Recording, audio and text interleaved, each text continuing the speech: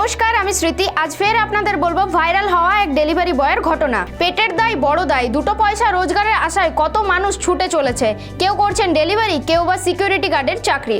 লেখাপড়া করার ইচ্ছা থাকলেও সবার সামর্থ্য থাকে না, তখনই রোজগারের পথ বেছে নিতে হয়। এমনই এক নজির মিলল নেট দুনিয়ায়। ট্রাফিকে আটকে স্কুটিতে বসে মোবাইলে ইউপিএসসি প্রস্তুতি নিচ্ছেন এক ডেলিভারি বয়। যদিও ইউপিএসসি জীবনের কঠিনতম পরীক্ষাগুলোর মধ্যে অন্যতম একটি।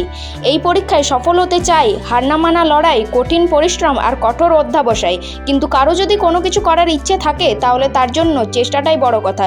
সম্প্রতি এমনই এক ভাইরাল হওয়া ভিডিও লাখো মানুষকে অনুপ্রেরণা জাগায়।